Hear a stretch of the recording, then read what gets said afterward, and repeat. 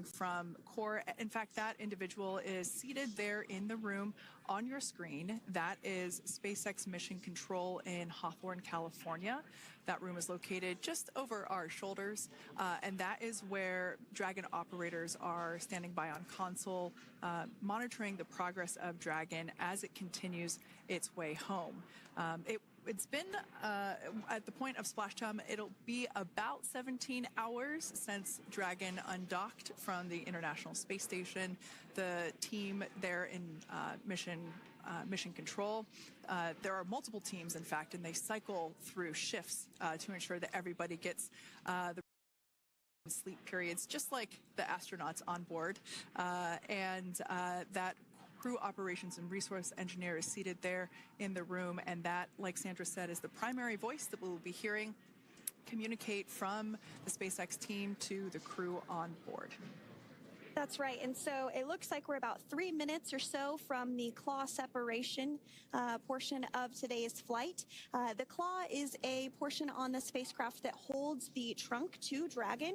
Following claw separation, we're going to jettison or remove that trunk because it's no longer needed. The trunk has solar arrays on it that provides power to the Dragon spacecraft. But now that we're beginning the reentry process, we need to go ahead and jettison that trunk and able to expose the heat shield, which is really going to do the heavy lifting as Crew 9 re-enters the Earth's atmosphere. They come in at 17,500 miles per hour, so they really need to ensure that that heat shield absorbs that heat, and there's... Deorbit sequence start.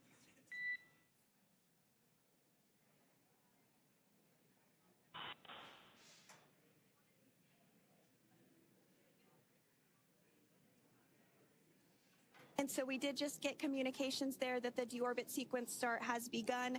So here in just a couple minutes from now, we expect to hear information or a call back about the claw separation having begun. And again, that kicks off that trunk separation portion that I was discussing to remove that, expose the heat shield, and then eventually we'll have the deorbit burn, and we'll continue to walk you through all of these milestones as we approach them ahead of our splashdown at 2:57 p.m. Pacific time this afternoon off the coast of Tallahassee, Florida. Yeah, we're very excited to bring the Crew 9 crew home. Sandra, we were talking about the trunk separation. That trunk is on a trajectory that will re-enter in the atmosphere and break up upon that re-entry. The heat shield itself is one of my favorite parts of the Dragon capsule. It is the workhorse of the re-entry phase. It will work to protect the Dragon capsule and the crew members' entry phase as the temperatures outside of the capsule build up to, I believe, about 3,000 degrees Fahrenheit in excess of. And meanwhile, the interior of Dragon stays a very comfortable temperature. That heat shield does a lot of the work, and we'll see that plasma build up on the exterior of the capsule. As a result of the plasma that builds up, we will lose communications with the crew. This is known as loss of signal, or LOS. This is roughly a 10-minute period on average, even less than. I believe today it is probably about 6 or 7 minutes long. It kind of depends on the mission, and it happens for every Dragon capsule that re-enters the atmosphere. Due to that plasma buildup, we're not able to communicate or command the capsule, so we stand by while we wait to regain communication after we pass through that period of loss of signal and get what's known as AOS, or acquisition of signal. Continuing to stand by for claw separation, and then we'll look towards trunk separation. It'll be just about a minute or so after that. That happens pretty rapidly in succession. Some of our milestones will take a little bit longer throughout the day. For example, we will have a deorbit burn after that will take about 7.5 minutes and helps get Dragon set up in the right trajectory to splash down in the Gulf off the coast of Florida. So continuing to stand by for claw separation.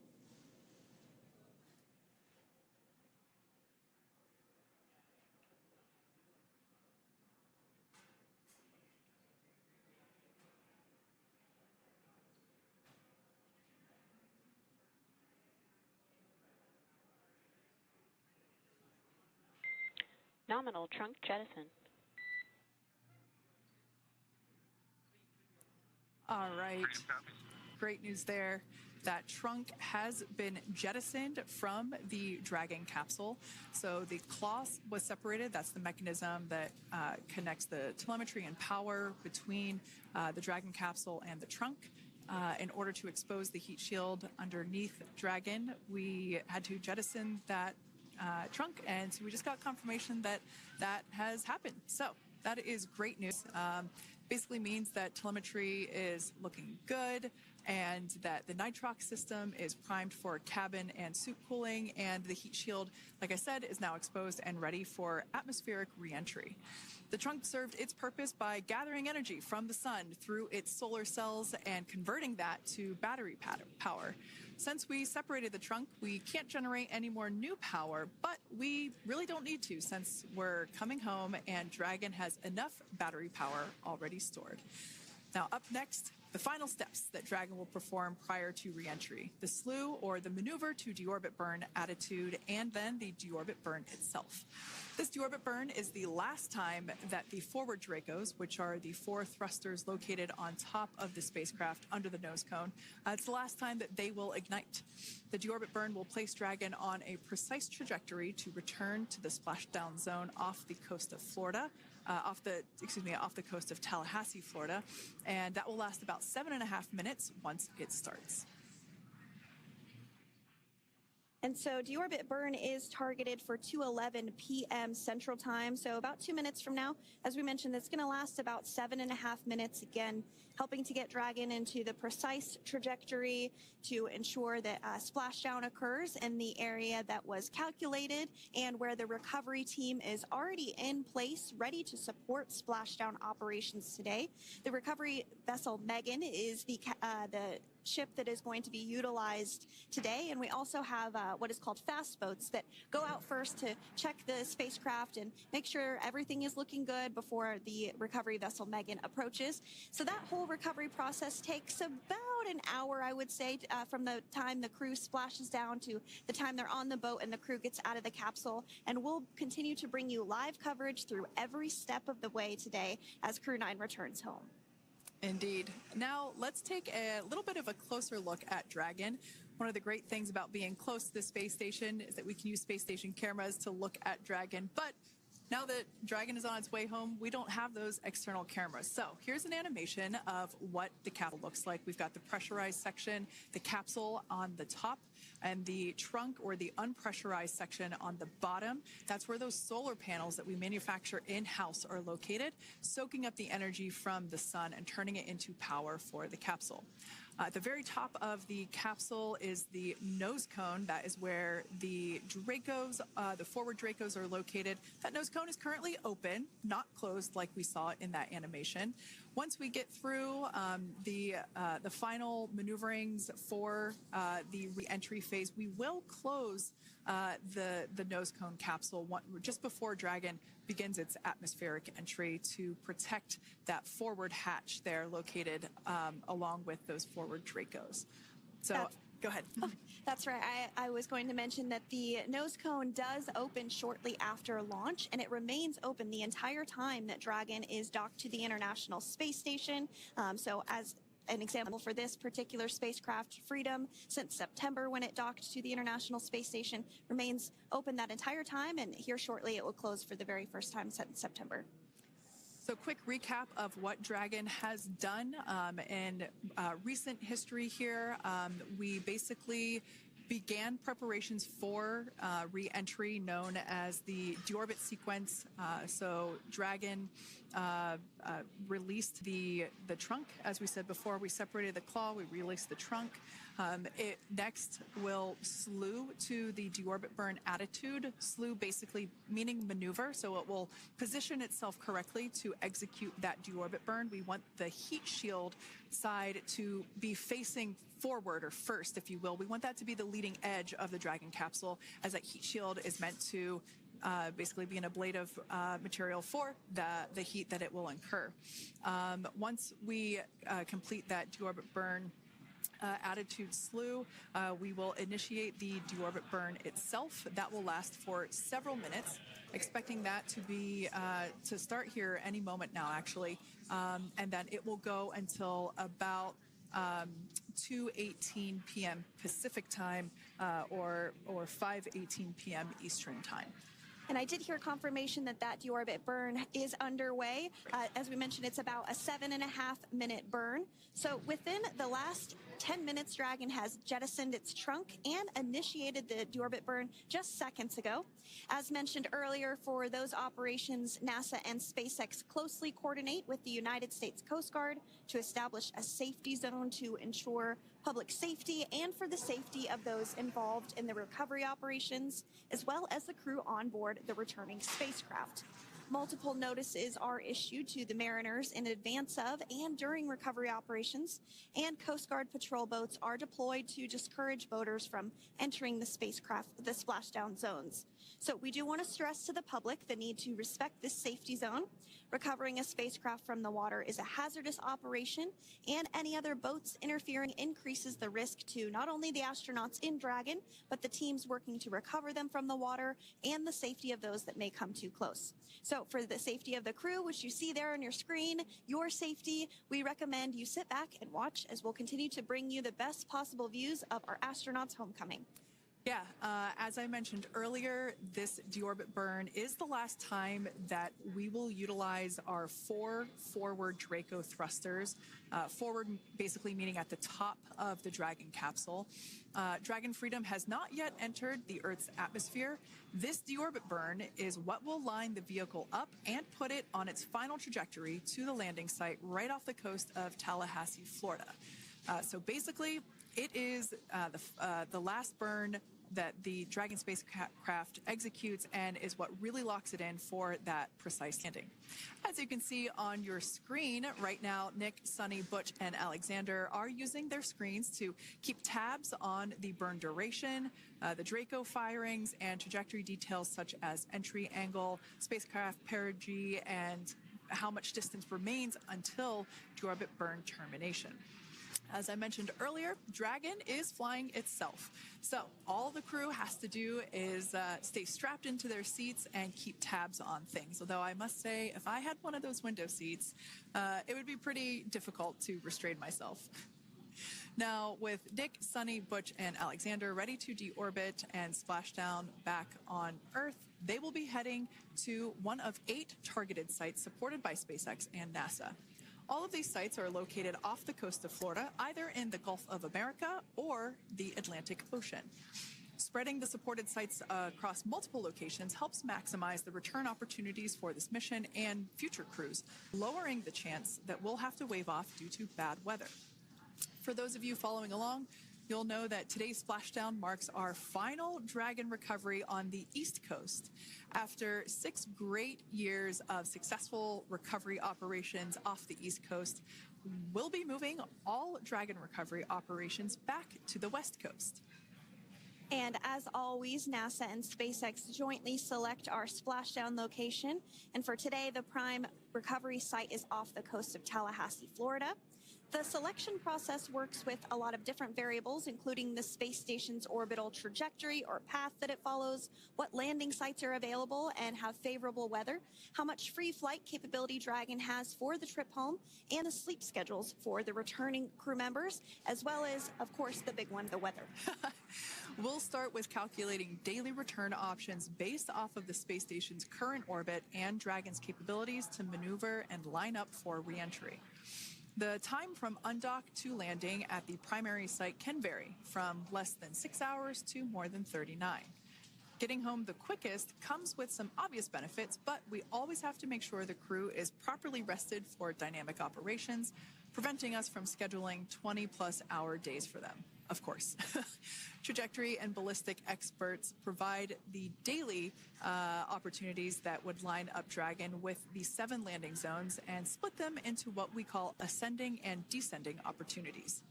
Dragon uses its Draco thrusters after leaving station to execute a series of altitude-lowering maneuvers and to line up with the selected primary site.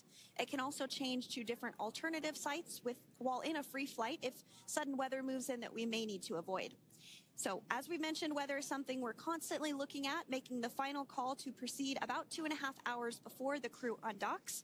So for the Crew 9 return, we looked at a number of weather items. Some of the obvious ones are no rain or a chance of lightning in the recovery zone, both for the safety of the crew inside Dragon and the recovery teams in the water. And we're also looking for wind speeds to be less than 15 feet per second or about 10 miles per hour, and relatively calm seas so that we can safely execute recovery operations, which includes landing a helicopter on the recovery ship to fly Nick, Suni, Butch, and Alexander back to Florida. Once Dragon began flying today, we had a number of additional checkpoints to either proceed towards the primary site, head to the alternate, or select a new zone based on real-time weather data. These checks happened all the way up until we were in the final hours before the deorbit burn, which has just about a minute or so left in it. And this is the last burn in the trip home that commits Dragon to re-entering the Earth's atmosphere. Now, we are currently waiting to conclude the deorbit burn. We've got less than a minute until that finishes. We will expect to hear a call out for nominal burn, which will confirm completion of that deorbit burn for Dragon Freedom. We can see images there from the touchscreen display panels that the crew utilizes in flight. We can see the visualization of exactly which one of the four forward Draco thrusters are firing. That's why you have kind of like a strobe effect there.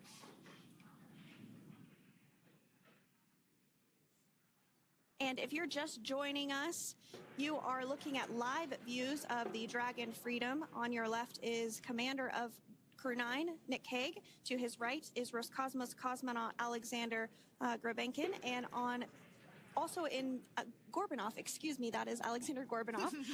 And then also in the capsule today is NASA astronauts Suni Williams and Butch Wilmore. We're awaiting confirmation that their deorbit burn is complete, which is the last burn that's going to help set them up on a trajectory to Splashdown off the coast of Florida. Deorbit burn complete. Performance nominal. Nose cone closure initiated. Freedom copies. All right, excellent news there. We heard the words we were looking for, nominal burn. So that means that that deorbit burn was successful and nominal, meaning as expected. And we're now beginning to close the nose cone in preparation for atmospheric reentry. So in the background, Dragon is currently inhibiting those forward bulkhead Draco thrusters that we just used to complete the deorbit burn, ensuring it's safe to latch the nose cone shut for reentry. Also, the vehicle has initiated the nitrox suit purge, which will help keep Nick, Suni, Butch, and Alexander cool and comfortable during reentry, which is coming up in about 20 minutes from now. At this point, the nose cone is closing and protecting the forward hatch for reentry, and the crew are using their screens to continue to monitor the locking of the nose cone, which is done by a set of hooks. And as we mentioned earlier, that nose cone has remained open since September, so this is the first time it's closing in a few months. Yeah, that's absolutely right. Now, we will be expecting, as I mentioned before, an entry brief from SpaceX Core. Again, that's the crew operations resource engineer who is seated in that room that you see there on your screen. That entry brief will provide updated times for anticipated splashdown as well as the loss of signal or period of LOS. And that briefing will also give us information such as wind speed and wave height at the expected splashdown location. But all in all, everything has been great today. All events have been executed on time as expected, and we are looking forward to a splashdown of the Crew 9 crew at about 5:57 p.m. Eastern Time or 2:57 p.m. Pacific Time. Between now and then, things are going to start moving quite quickly. In fact, if anything, this will have seemed like the slower part of the reentry phase. We're going to go through, like I said, that period of loss of signal or LOS. That period is a few minutes long where we are unable to communicate or command the capsule due to the plasma that builds up on the exterior of the capsule. That period, like I said, lasts for a couple minutes. You will start to hear SpaceX Core hail the Crew 9 crew a little bit earlier than expected because we, in the past, have actually regained communications a couple minutes earlier than initially anticipated. So we'll go through that period of loss of signal, that entry period, that specifically when when the Dragon spacecraft is re-entering through the atmosphere. Approximately at about 18,000 feet when the capsule is traveling at 350 miles per hour. We will see our first views of parachutes for the day. It's one of my favorite moments of return sequences is when we get to see the drogue parachutes. We'll see the drogues come out. Those drogues will help slow the vehicle down to about 119 miles per hour. And then that is when the main parachutes will come out from the Dragon spacecraft and then ultimately end in Splashdown. And we are hearing confirmation that the nose cone is closed and everything was nominal or as expected with that closure. So as we begin the second half of entry, Dragon is now beginning to inject cooled nitrox into the air being delivered to the spacesuits worn by Nick, Suni, Butch, and Alexander.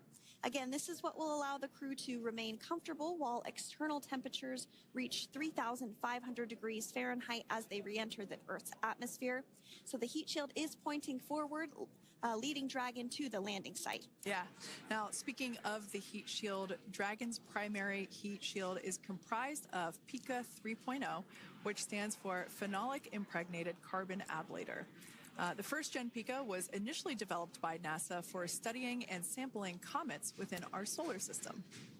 SpaceX partnered with NASA to develop PICA X, which was the second-generation product used on all Dragon 1 cargo resupply service missions that resupplied the International Space Station on 20 missions.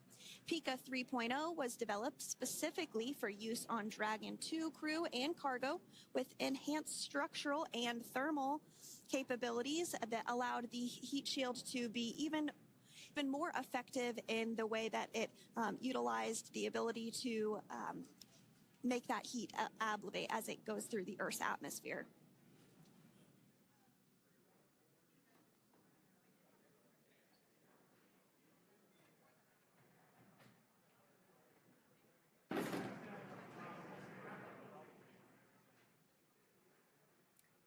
The remainder of Dragon is composed primarily of a SpaceX proprietary ablative material. It's another class of thermal protection which is lighter weight versus PICA and protects the underlying composite structure during reentry to ensure the structural capabilities are maintained.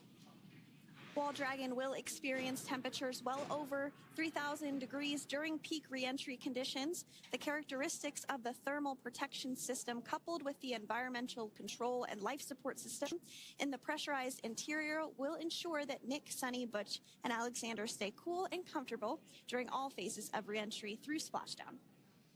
Now, if you've just recently joined us, we hope to regain views of our crew members inside Dragon Freedom.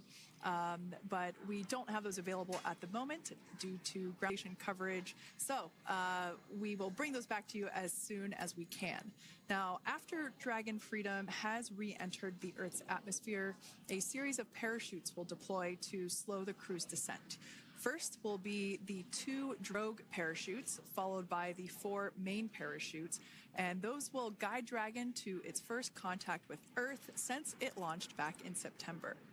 Dragon will automatically deploy these parachutes when different pressure and positioning sensors on the spacecraft detect that they're at the right speed and altitude. Vehicle velocity at drogue deploy is approximately 350 miles per hour, and they deploy at about 18,000 feet.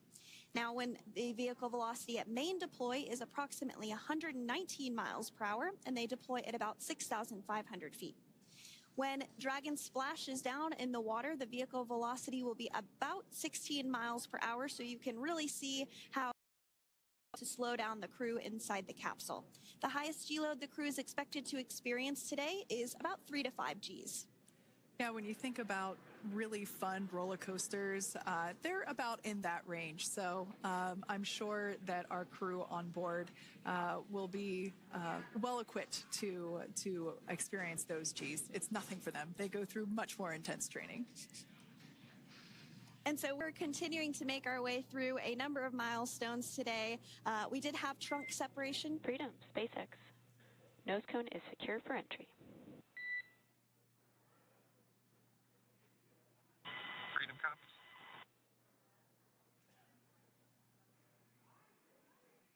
All right, great news there. That tells us that the final physical configuration change for Dragon is complete. We have closed that nose cone. This is the last physical change that Dragon undergoes prior to re-entering the Earth's atmosphere.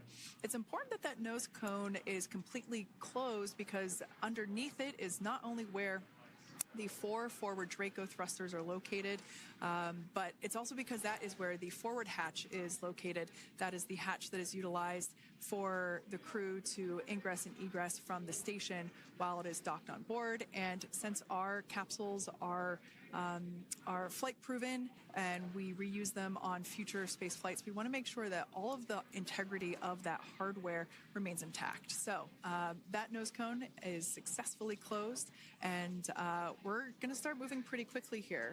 As I mentioned before, we'll go through loss of signal. We'll get that signal back several minutes later, and then we'll see the parachute action. Yep, and then that's all ahead of Splashdown off the coast of Florida. We're targeting Tallahassee as our splashdown zone today at 2:57 p.m. Pacific time this afternoon. Now, you did mention the call to the crew. They'll do some additional calculations following that burn and potentially let us know if that splashdown time has changed at all. But right now, we are continuing to target 2:57 p.m. And you can see there on your screen a path of where Dragon will be re-entering today. So if you are in the southern tip of Mexico, you might have the opportunity to see Dragon. Because it's a daytime splashdown, you probably won't have too great of views, but potentially you'll have the opportunity to get a glimpse of it there. Once again, Dragon operators, they're monitoring the progress of Dragon through this re-entry phase. That is SpaceX Mission Control, located here in Hawthorne, California. That is also where the crew operations and resource engineer is seated. That person is the voice that we have heard multiple times and will continue to hear as the primary point of contact to the crew on board Dragon Freedom. We will also hear the voice of Commander Nick Hague. Basically, after we hear the Corps communicate something, we will hear Nick Hague indicate that they copy, that they heard the message well, some sort of recognition that the message was received. And if you joined us yesterday for our coverage during the undocking, we were communicating through something that's called a big. We do that when we're in integrated operations with the International Freedom, SpaceX, for entry sequence. Report when ready to copy. Ready to copy.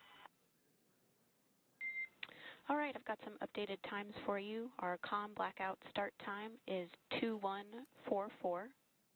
Our comm blackout end time is 2151, and our splashdown time is the same per your displays, 2157.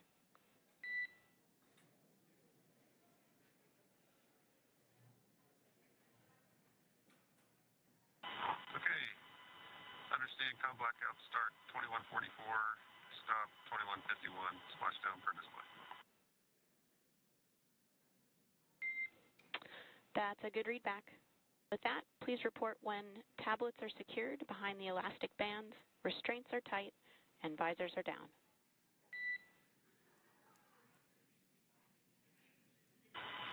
And copy, Wilco.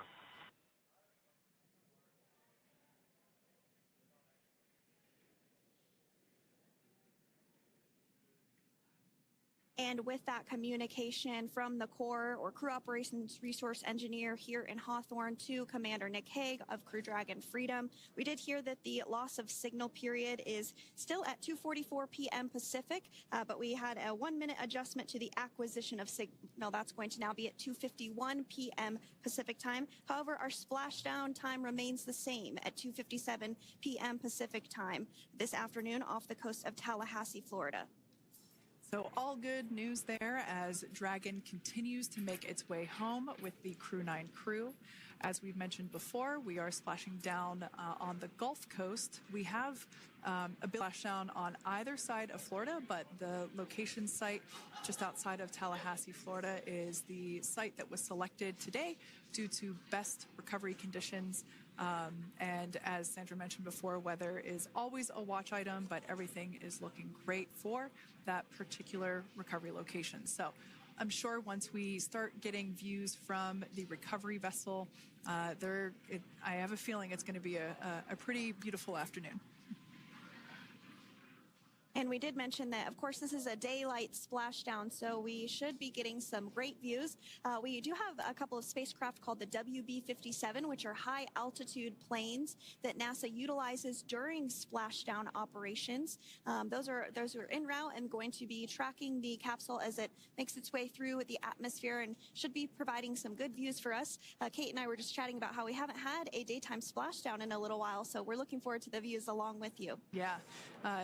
Nighttime views are also great because we can see that capsule streaking through the night sky quite brightly. So like Sandra, you said earlier, daylight will be a little bit less bright, but we will definitely be able to see the SpaceX recovery team operations much clearer. I could also imagine it's probably a little bit easier for the team themselves to do their work in daytime than at nighttime. We'll see them rush in really quickly with a couple of fast boats as they begin the initial safety checks and sweeps of Dragon capsule while also retrieving the parachutes from the surface of the ocean. The recovery vessel, the main recovery vessel will continue to make its way closer to the Dragon capsule. It is stationed a couple miles away from the actual recovery location, the splashdown location, for obvious safety purposes. So it takes a little while for that vessel to make its way over, but once it's closer, we'll have even better views of those recovery operations.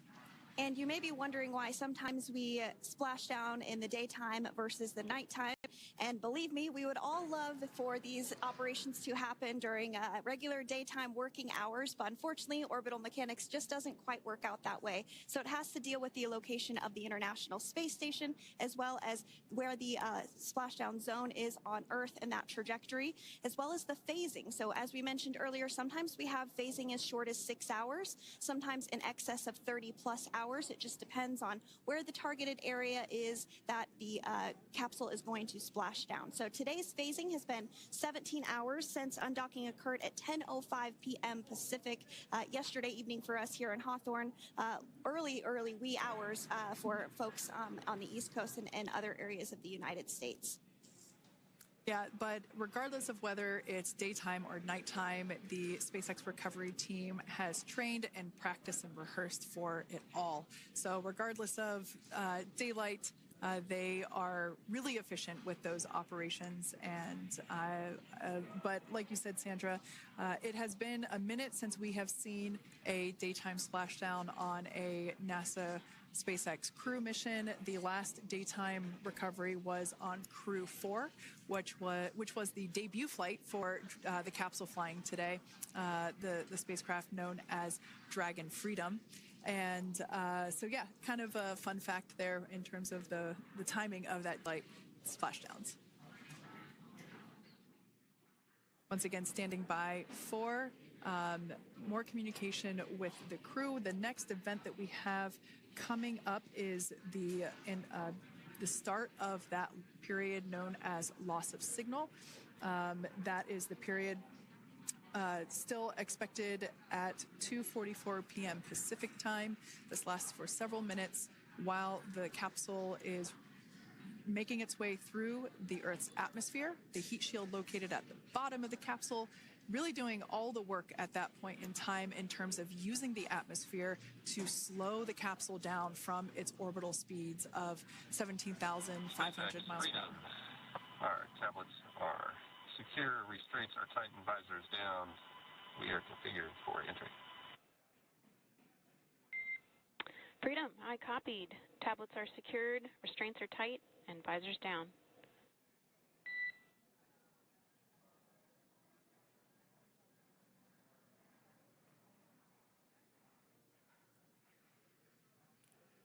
All right, great news there in terms of continuing to make progress. That back and forth communication we heard was just letting Core know that per their instructions, Crew 9 has now put away everything that was necessary in order to begin the re-entry, including those tablets that were located on their legs. Those are now stowed away. They've tightened that safety harness that we see there, and the visors are now down. So with all that being said, let's take a minute to meet our returning crew. U.S. Space Force Colonel Nick Hague is your Crew 9 commander. He was selected by NASA as an astronaut in 2013. This was his second spaceflight to the International Space Station and third launch overall. He spent 171 days in space with Crew 9 and has a career total of 374 days in space. During his mission, he completed a spacewalk with astronaut Suni Williams. That was his fourth spacewalk, earning him a career total of 25 hours, 56 minutes of spacewalking time. Before Crew 9, Hague previously served as a crew member of Expedition 59 and 60 back in 2019. He flew with Alexei Ovchinin and NASA's Christina Cook. So this is his second time sharing the space station with Ovchinin. The Kansas native is a test pilot and distinguished graduate of the United States Air Force Academy. Nick spent 5 months in Iraq in support of Operation Iraqi Freedom. He voluntarily transferred from the United States Air Force to U.S. Space Force in 2021 and is an active colonel. His wife, Katie, is a retired U.S. Air Force colonel, and they have 2 sons. NASA astronaut Suni Williams is a mission specialist for Crew 9. This was her third visit to the International Space Station. She originally launched aboard Boeing Starliner spacecraft and arrived at the space station on June 6th. Following the agency's decision to return Starliner uncrewed, she became an Expedition 71 and 72 crew member, where she logged 286 days in space on this mission. But Suni has a total of 608 days in space, the second most time in space by a U.S. astronaut. 5 minutes until predicted comm blackout. We'll see you on the other side at 21:51.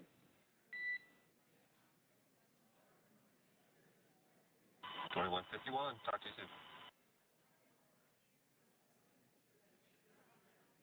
And with that call out from the Crew Operations Resource Engineer to Commander Nick Hague, letting them know that everything is looking good ahead of the loss of signal period. We will see the crew on the other side of the loss of signal period at 2:51 p.m. Pacific time this afternoon. Continuing on about Suni Williams, who has a total of 608 days in space, the second most time in space by a U.S. astronaut. Former NASA astronaut Peggy Whitson actually ranks first for the U.S. with 675 days in space. Suni conducted 2 spacewalks and has completed 9 over the course of her career for a total of 62 hours, 6 minutes of spacewalking time. She ranks 4th on the list of cumulative time spacewalking by a female astronaut, and she has flown on 4 different spacecraft types, including the Space Shuttle, Soyuz, Starliner, and now Dragon. Previously, she served on Expedition 14 and 15 in 2006 and 2007, and again with Expedition 32 and 33 in 2012. She's a retired U.S. Navy captain and is a proud graduate of the U.S. Naval Academy and was the first astronaut to run a marathon in space. Pretty awesome stuff. Now, NASA astronaut Butch Wilmore is also serving as a mission specialist today. This is his 3rd spaceflight and, just like Suni, logged 286 days in space. He conducted one spacewalk and completed 5 over the course of his career, earning him a total spacewalking time of 21 hours and 2 minutes. He's flown on 4 different spacecraft types throughout his career: the Space Shuttle, Soyuz, Starliner, and now Dragon. Previously, the Mount Juliet, Tennessee native served on STS-129 in 2009 and Expedition 41 and 42 from 2014 to 2015. Wilmore is also a retired captain in the U.S. Navy. Next up is Alexander Gorbunov, who is the 3rd mission specialist serving on today's mission. Crew 9 was his first space flight to the space station, earning him a total of 171 days in space over the course of his career. Gorbunov, along with Nick Hague, saw the arrival of 4 visiting vehicles and saw the departure of 4 as well. The duo orbited the Earth more than 2,700 times since September. Before his cosmonaut selection in 2018, Gorbunov worked as an engineer for a rocket space corporation and helped support cargo spacecraft launches from the Baikonur Cosmodrome in Kazakhstan.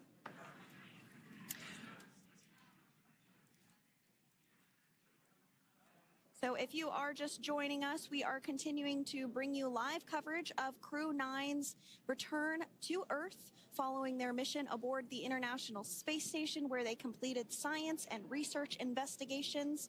We are targeting splashdown off the coast of Florida at 2:57 p.m. Pacific time. The next major milestone that we'll look ahead towards is what we call loss of signal, or LOS, when we won't have communications with the crew because they will be re-entering the Earth's atmosphere. And during this process, plasma that builds up around that heat shield, so we are not able to communicate with the crew, but we are anticipating to regain communications with the crew at a short time from now at 2:51 p.m. Pacific time today. As we said before, everything continues to look good for the return of the Crew 9 team. We are about to go into that period of loss of signal.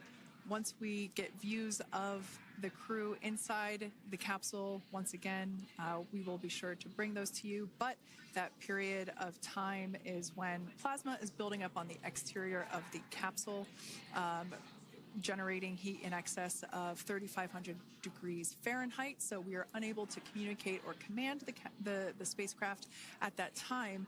And that includes, unfortunately, video feeds as well. So as soon as we get the views back inside Dragon, we bring those to you. But until then, we are going to stand by and continue to monitor the progress of Dragon.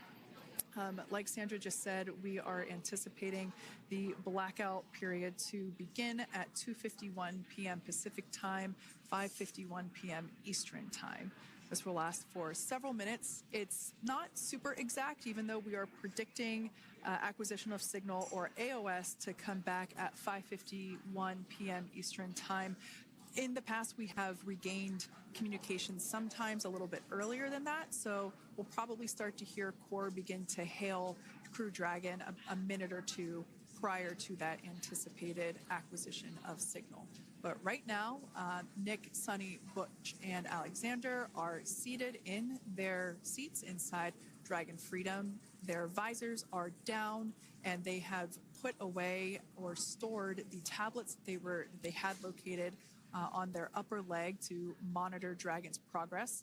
Now they will be utilizing the touchscreen displays, where the current operation and future operations will be displayed as they are able to monitor Dragon's progress continually. As I said before, Dragon is autonomous, meaning it is flying itself. So the crew stands by and monitors, and those touchscreen displays are what will be allowing them to do so and prepare for events such as parachute deploy.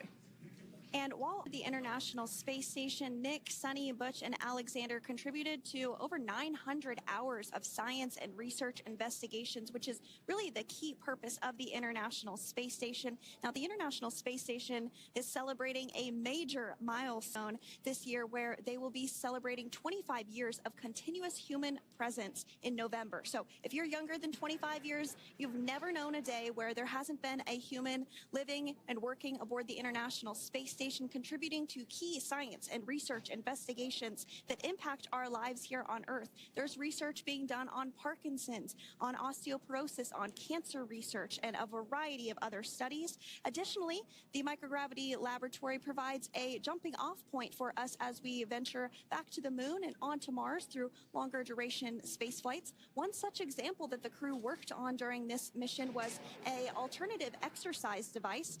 In microgravity, the crew has to exercise for about 2 hours a day because they're not having the effects of gravity on their body. So to prevent bone and muscle loss, we counteract that with 2 hours of exercise per day. On board the International Space Station, they have 3 ways in which they can exercise. They have a bike, they have a treadmill, and they have a similar to a weightlifting machine that counteracts the microgravity environment. But a particular experiment that this crew tested out was a combination of all 3 of those in one smaller device. And this is really critical as we continue on to the moon, Mars, and beyond, because space is really important in spacecraft. So if we have something smaller that the crew might be able to utilize, that can potentially help us venture out even further into the solar system. So science is really the name of the game when it comes to the International Space Station. Some of the other science highlights that took place during this increment that are particularly interesting to me was we had the first wooden satellite that was deployed. This is a study to see if other materials might be more resourceful or renewable in space. So I'm really excited to see the results of that one as well. Additionally, we had a couple of spacewalks that took place to not only provide maintenance to the International Space Station, but also where we swabbed the outside of the space station near vents to see if any microbes that we all have microbes on us, to see if any of those could survive in the harsh environment of space, which again is very important for us to know and understand as we continue to the moon, Mars, and beyond. Very exciting stuff. Now, at this point, we have now entered the communications blackout period for the Dragon spacecraft. This lasts approximately 7 minutes due to plasma formation around the spacecraft itself. During this time, no vehicle telemetry is received by mission control or the recovery team, and no external commanding of the vehicle or voice communication is possible. But as a reminder, Dragon is designed to fly itself. During reentry, the vehicle will be slowing down from orbital velocity, which is approximately 17,500 miles per hour. The top temperature that Dragon will experience upon reentry is 3,500 degrees Fahrenheit. This blackout period, as I said before, we expect it to last about 7 minutes today, concluding at 5:51 p.m. Eastern Time or 2:51 p.m. Pacific Time. We right there have our first view of Dragon Freedom coming home to Earth. And that view is from the WB-57, which is one of NASA's high-altitude planes that is tracking. Now, because of the way that this camera is configured, it does look like it is dark, but it is indeed daytime, and you're beginning to see that plasma trail as Dragon re-enters the Earth's atmosphere. All of that is expected. We are anticipating an acquisition of signal around 2:51 p.m. Pacific Time, so just minutes from now, and you may hear the core begin to hail out or call Dragon for communications and see if we actually get communications with them a little bit earlier. Following this, we'll have 2 events in rapid succession. We'll have the drogue parachutes deploy at 2:53 p.m. Pacific, followed by the mains just 1 minute later at 2:54 p.m. Pacific Time, ahead of a splashdown at 2:57 p.m. Pacific Time off the coast of Tallahassee, Florida.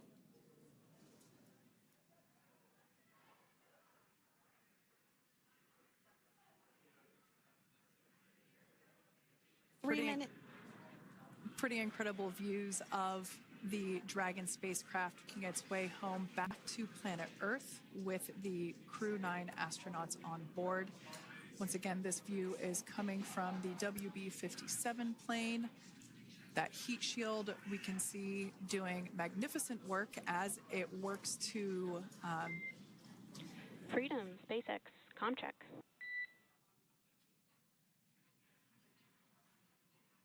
All right, we're going to start hearing the SpaceX Crew Operations Resource Engineer. SpaceX Freedom is with you. 4.6 speed. Enjoying the ride. Copy that, Freedom. Great news there from Commander Nick Hague reporting back. We see a healthy flight computer. Expect automated chute deployment. Freedom copies. Like we said before, things moving very quickly as Dragon Freedom makes its way home. Next event coming up will be deployment of the drogue parachutes. This occurs around 18,000 feet. GPS has converged. Expect nominal altitude for drogue chute deployment.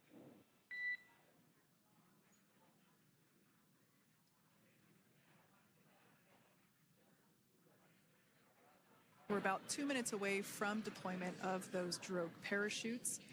Now the heat shield is continuing to work to slow the vehicle down. That entry period, the Dragon spacecraft went from orbital velocity about 17,500 miles per hour down to about 350 miles per hour. So it really gives you a sense of why that plasma builds up on the exterior of the capsule, thanks to the heat shield and the work that it does.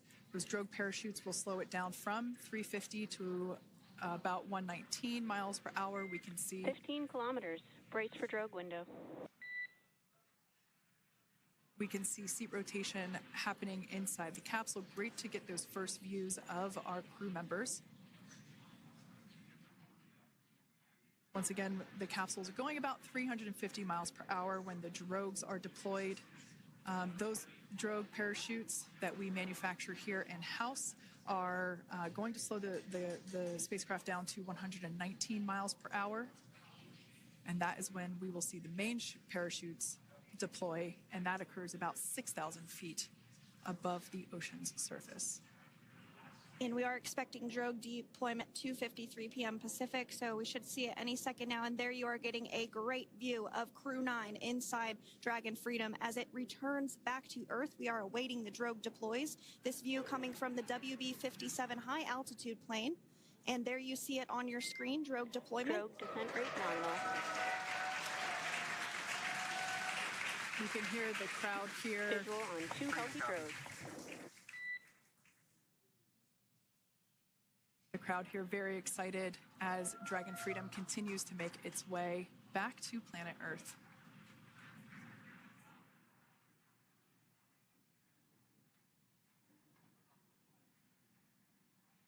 Next up, we'll stand by for the main deployment of the parachutes. The mains are quite a bit larger. You'll be able to notice the difference on your screen once they deploy, and they continue to ensure that the Dragon spacecraft slows down even further. As we mentioned, Freedom will be traveling 16 miles per hour when it splashes down off the coast of Tallahassee, Florida, here at 2:57 p.m. Pacific time this afternoon. And there we go. We have visual on 4 healthy mains. That view was from inside. Freedom copy. That view was from inside one of the buckets where the parachutes are located. So we see a great view there of the reefing on those parachutes. And as those main parachutes begin to inflate fully, 4 beautiful heavy mains.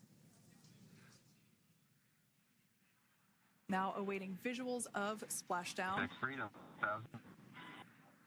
We'll start to hear Commander Nick Hague. Copy, 1,000. As we heard right there, Commander Nick Hague will be calling out the altitude of the Dragon capsule from here on out. Landing in water is simpler and provides more margin against unlikely parachute issues. You can see those parachutes continuing to slow the Dragon capsule down.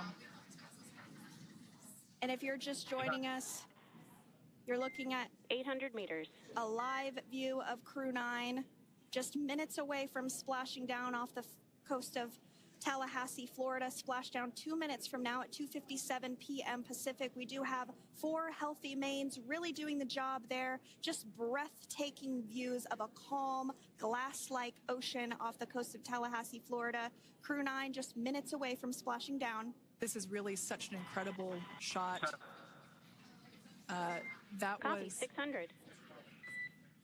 That was a live view from our recovery vessel, Megan, which is stationed a couple miles away from the splashdown site. We can see the crew there using their restraints as resting places for their arms. They were just in space moments ago, so their arms were able to float freely. 400 meters. This is a gorgeous bluebird day here that we have for the splashdown of Crew 9. It's incredible to think that the Dragon capsule just minutes ago was going over 17,000 miles per hour and now gently coasting to a soft splashdown. 200. Copy, 200 meters. Brace for splashdown.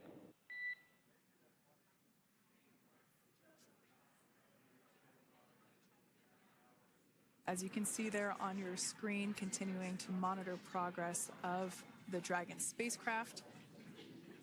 And we're going to stand by for splashdown located in the Gulf of America off the coast of Tallahassee, Florida.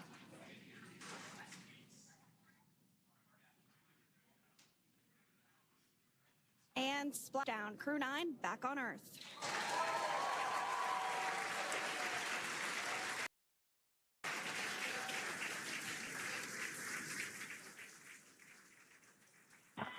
And SpaceX Freedom, splashdown. Good main release.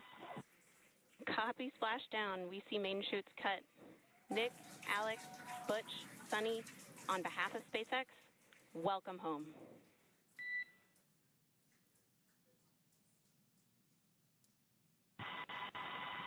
It is an amazing, what a ride. I see a capsule full of grins ear to ear.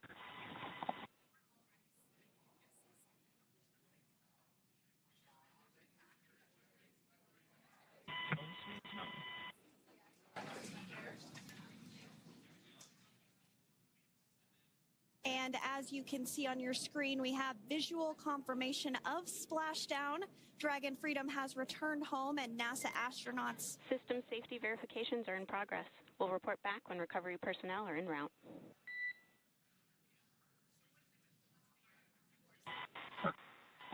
Understand, and we're in section 2, 4.800 landing response. And looking for your words on if it is necessary.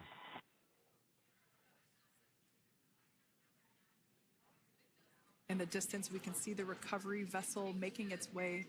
Copy, you're in section 2 for the environmental assessment in 4.800. That is not necessary today. Understand. Raising button. So we will continue to have communications between the Corps and Nick Hague, the commander of Crew Dragon Freedom, which just splashed down 2 minutes ago off the coast of Tallahassee, Florida. Dragon Freedom has returned home with NASA astronauts Nick Hague, Suni Williams, Butch Wilmore, and Roscosmos cosmonaut Alexander Gorbanov. They're back on Earth after approximately 17 hours of a return journey from space. The SpaceX recovery ship and team have been waiting for Dragon's splashdown, and they will now make their way to the splashdown location. The teams have been ready and waiting about 3 nautical miles away, so it's going to take them about 30 minutes or so to make their way and to SpaceX Freedom. Pretty sure we're in stable 1. Copy, stable 1. We see the same. It's going to take about 30 minutes for the recovery team to make their way over to Nick, Suni, Butch, and Alexander, who are still seated and secured inside that Dragon spacecraft there on your screen. Incredible views there of that thermal protection system, or TPS. That Dragon capsule was pristine, white color before it departed the station, and we can see how the reentry phase, the thermal protection system did its job. Now, if you're wondering what that hole, that like bucket area is, that is underneath the side hatch. That is where the main parachutes were stored. So when we saw the Dragon capsule docked at station, it looked very different. The panel that protects and covers the main parachutes, that was still intact, as well as the panels that enclose where the drogue parachutes are located. We can see those fast Freedom, boats. SpaceX is go for recovery personnel to approach. Expect personnel alongside in the next few minutes. Freedom copies. We can see those fast boats. We weren't kidding when we said they were fast. While it does take about 30 minutes for the main recovery vessel to make its way over to the capsule, these fast boats will be doing a couple of things simultaneously. A couple of them are going to be working to retrieve the parachutes that you see in the background there of this drone shot. Those parachutes will be retrieved from the ocean surface. We want to make sure we are able to pull those out. The recovery vessel there closest to the spacecraft is going to be performing some safety checks. We can see there they're using an instrument that is basically working to detect if there are any hypergolic vapors or fumes that are still residing in and or around the Draco thruster nozzles or outlets. The hypergolic fuel, which is necessary for on-orbit burns to maneuver the spacecraft. Unfortunately, those hypergolics are unable to be breathed. They are toxic, and so this team here is doing those initial safety checks to make sure that it is safe for the rest of the recovery team to approach the spacecraft. They're also checking to make sure that any residuals from the pyros are safe and are not going to cause any issues. We can see the team working their way around the spacecraft to do these basically these sniff tests on all of those Draco thrusters. And as we continue to await the recovery of our Dragon spacecraft with NASA astronauts Nick Hague, Suni Williams, Butch Wilmore, and Roscosmos cosmonaut Alexander Gorbanov inside, Dragon has autonomously completed several steps to safe itself following splashdown. We are continuing to see Dragon in what is known as stable 1 configuration. That's kind of the ideal configuration following splashdown. It's upright, and the Dragon capsule's in configuration for it to be hoisted into the recovery vessel Megan, which you do see a little ways off in your screen approaching. Dragon will continue to remain live on air with you through that recovery process, all the way through the point where the crew is extracted from the Dragon spacecraft.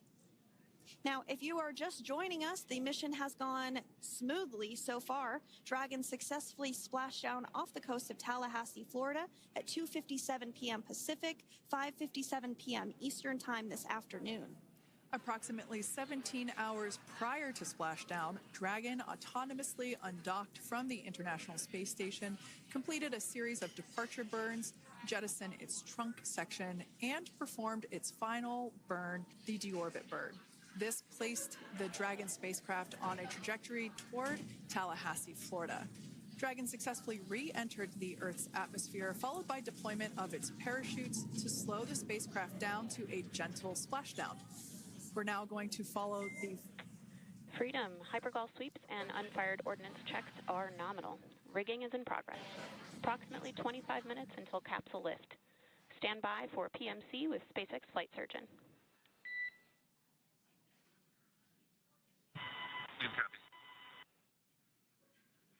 And so what we did just hear there was communications that those hypergol checks were complete. They didn't find any of that upon those checks, so we'll continue to move through the timeline.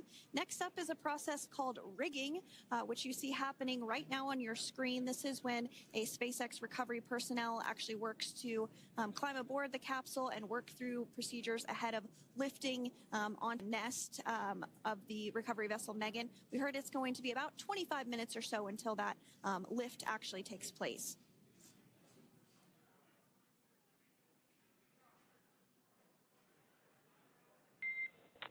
Okay, Freedom, the next call will be from the SpaceX flight surgeon on Dragon to Ground Private. Understand. Thank Callouts there indicating that the crew will have the opportunity to do a quick check-in with the SpaceX flight surgeon. This is standard procedure for every Dragon spacecraft when it returns to Earth.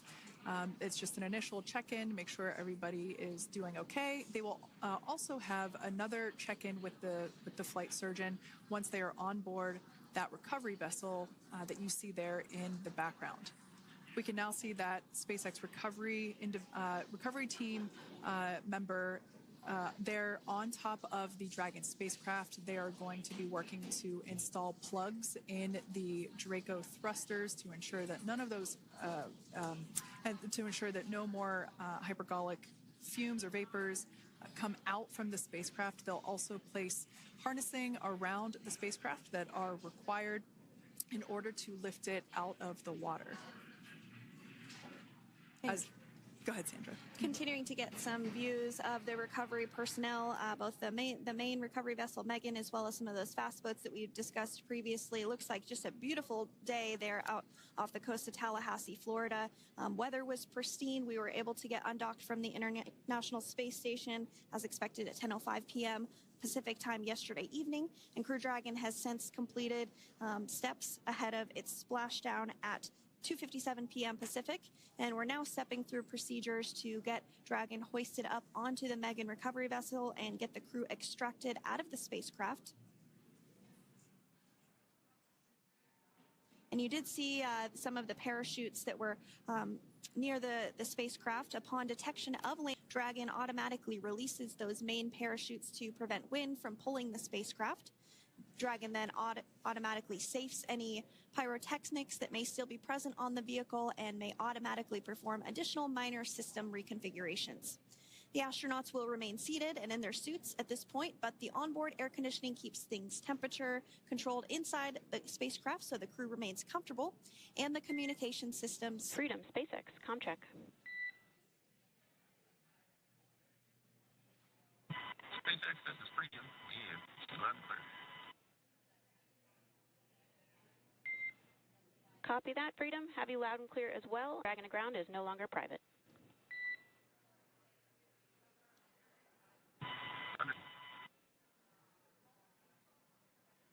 As we saw there on the screen, we have a couple of fast boats in the recovery fleet that have quickly moved into the splashdown location. They are being followed by one of the main recovery vessels, which will move into position upwind of the spacecraft. The two fast boats have very specific roles. Excuse me. The first approach is focused on immediate safety inspection, as we saw. They do this for spacecraft integrity and checking for any presence of those hypergolic propellant vapors. And this ensures that it is safe for the recovery vessel to approach Dragon. Once Dragon is cleared for full approach, as we heard is the case today, the team begins rigging the spacecraft for water recovery by the recovery ship.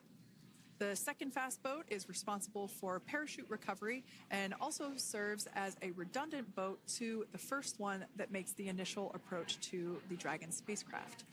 As we saw a little bit earlier, we were also able to see one of the recovery team members get on a jet ski to help gather up the parachutes that were automatically detached from the Dragon spacecraft upon splashdown.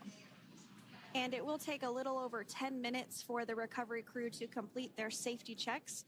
Once complete, the team will begin preparing Dragon to be lifted, and as you see, they are preparing for that to take place at this point. As part of the preparation for this lift, one member of the recovery team has climbed on top of the spacecraft already so they can attach Dragon's hoist and connect to the lifting lines. It will take us less than an hour to raise Dragon to the recovery boat and remove the crew from the spacecraft. After medical checkouts, the crew will return to land within 4 hours by helicopter. And if no additional medical assistance is needed, the crew will board a waiting NASA plane and depart for Houston.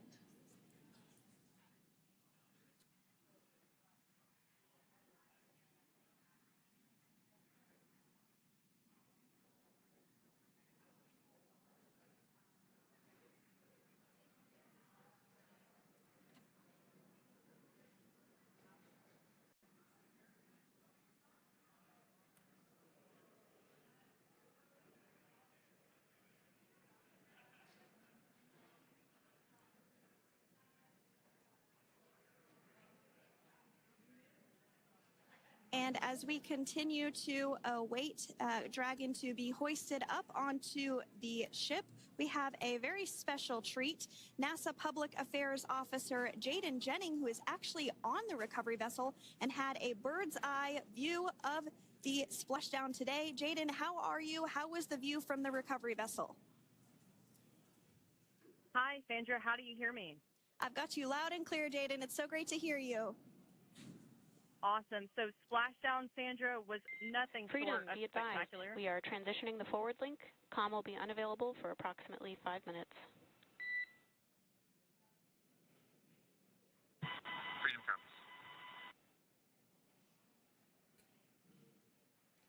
Thanks so much, Jaden. We did just have some communications letting us know that we'll have about a 5-minute period where we won't be able to hear from the crew. So please go ahead, tell us, how was the view from the recovery vessel? Absolutely. Yeah, I was mentioning earlier, Splashdown was nothing short of spectacular.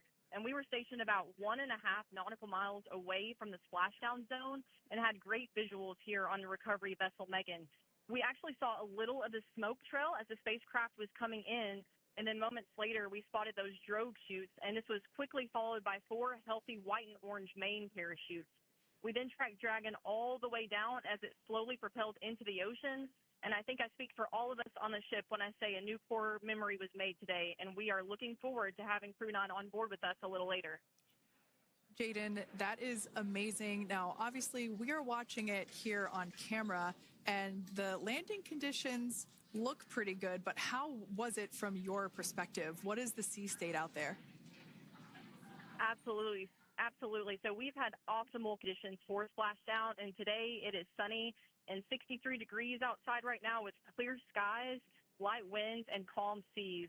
The sea looks absolutely beautiful right now, light blue with the sun reflecting from it. And, Kay, I think the crew's going to like what they feel weather-wise on this picture-perfect day for Splashdown off the coast of Tallahassee.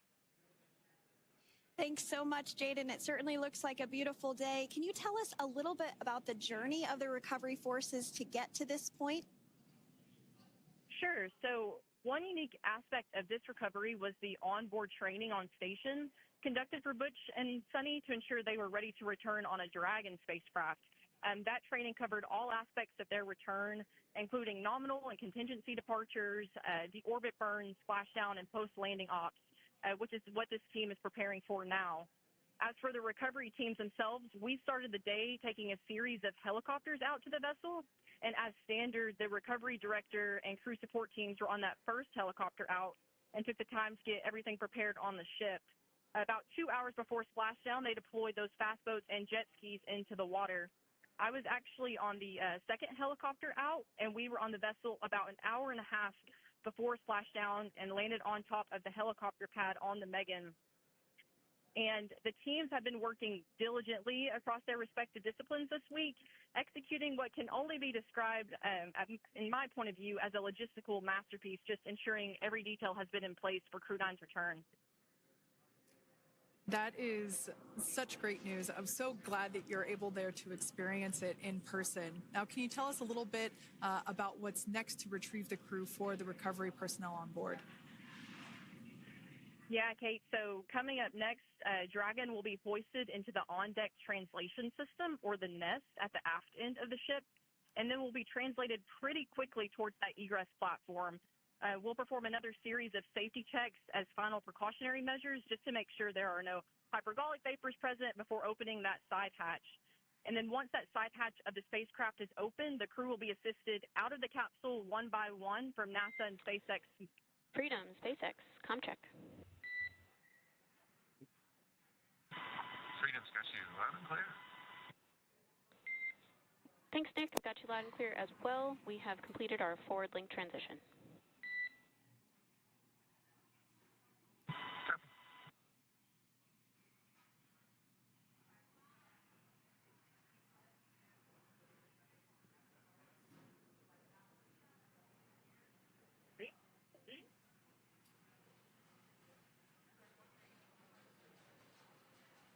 And Jaden, if you did just want to go ahead and let us know what is next to retrieve the crew, we are continuing to get some great views on our screen, but I know you have an even better view yourself.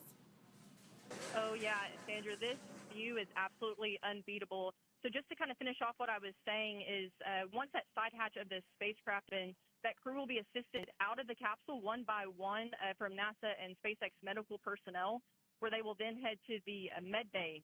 And after those medical checks, they will get on that first helicopter out and arrive at the airport, where they will then board a NASA plane and then head back to Houston, Texas at the Johnson Space Center to begin their post-flight period. And we're eager to see the Crew 9 astronauts back on Earth, and we'll keep you updated on every moment of this process. With that, I'll toss it back over to you guys in Hawthorne. Thank you so much. That was Jaden Jennings, NASA Public Affairs Officer, who watched Freedom splash down firsthand from the recovery vessel Megan. Thanks so much, Jaden. So we are continuing to get these great views on our screen here of Freedom. As we mentioned, it splashed down at 2:57 p.m. Pacific time off the coast of Tallahassee, Florida. The recovery personnel are continuing to step through procedures to hoist Dragon onto the recovery vessel Megan there, which is now coming into view. You can see just how close Megan is at this point, and that's that helicopter pad that Jaden was just discussing, where the crew will fly off of onto the coast of Florida, and then eventually they'll fly. Just underneath that helicopter pad is that translation deck where we will see the nest once it is loaded up with the Dragon spacecraft on board. The nest will be translated to the forward end of the recovery vessel, and that is where our Crew 9 team members will egress from the Dragon spacecraft. Now, here on your screen, we can see dolphins, actually, who want to come and play with Dragon. Now, one of the fast boats there in place, working to assist the recovery team member. It's incredible. I just love these views. We really see them even better in daytime, but just seeing the recovery team work in tandem to step through each step, to step through each operation.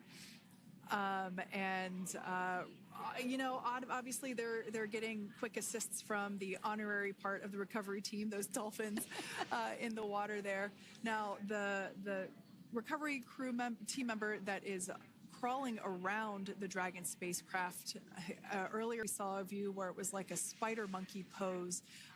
We can see that individual now standing in the bucket where the main parachutes were stored while Dragon was on orbit. Obviously, those main parachutes were utilized for splashdown today. They were deployed and cut from the Dragon capsule, and one of the fast boats one of the other fast boats of the recovery team working to pull those out of the water. Now, the recovery team member that is there working on top of the Dragon capsule, earlier we saw that person performing safety checks. Now we can see some harnessing being placed around the capsule. This harnessing is what will be used to lift the Dragon capsule out of the water and onto the recovery vessel. Wow, we got a cute little pod of dolphins. It wasn't just one or two. I mean, that water just looks beautiful. We had ideal splashdown parameters today. Obviously, wave height, ne'er a concern. The weather is beautiful, as Jaden mentioned, in the 60s, sunny. Looking forward to seeing Crew 9 exit the capsule here shortly once they get hoisted onto the recovery vessel Megan. We can see that recovery vessel slowly but surely closing the distance there between, dolphin cam back again. We can see that the Dragon capsule and the recovery vessel, that distance is closing. Again, this is just one more step as we continue to work recovery operations for Dragon Freedom, and we anticipate the lift of the Dragon capsule to occur here in just a few minutes. Now, once all of the rigging is on the capsule and it's hooked up to the recovery vessel, we will see the hydraulic arm, which is that kind of like bridge-like structure there at the aft end of the recovery vessel. We'll see that articulate backwards, and that's a good sign that we're getting even closer to pulling the capsule out of the water. It will then move forward, and the capsule will be placed inside of what you can see there is basically a basket. We call it the nest, Dragon nest, where that's where the capsule will be placed in order for it to be translated to the forward end of the vessel and for the astronauts to egress. And before that does take place, we'll have potentially views of the rigger go ahead and jump off of the spacecraft there. That typically occurs when the spacecraft is a little bit closer to the recovery vessel, and we usually get a really good view of that particular operation from one of the onboard cameras from the recovery vessel. That is an operation that I have a lot of respect and admiration for, that individual that does that.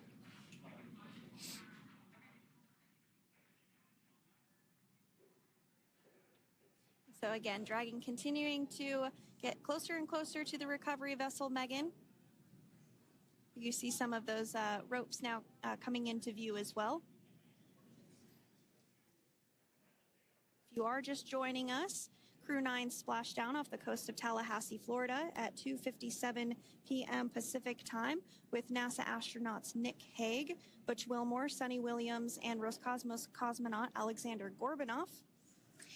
They're now working through procedures to hoist this spacecraft up onto the recovery vessel Megan.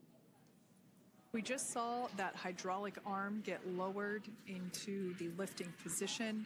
That arm will be the mechanism that is utilized to lift Dragon up and out of the water and into the nest located there at the aft end of the recovery vessel. And the recovery vessel being used today is, as we mentioned multiple times, is named Megan, but that's actually after NASA astronaut Megan McArthur, who flew on Crew 2 a couple of years ago.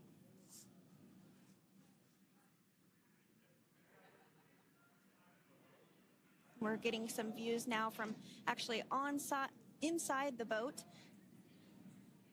Yeah, you're exactly right. This view is straight down the recovery vessel.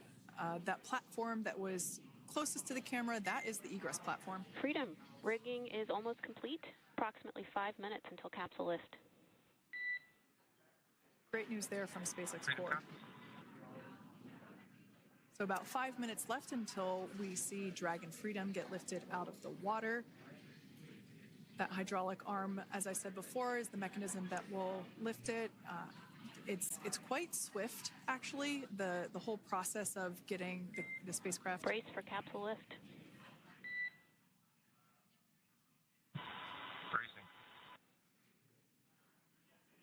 There it goes, Dragon Freedom being lifted out of the water and onto our recovery vessel, Megan.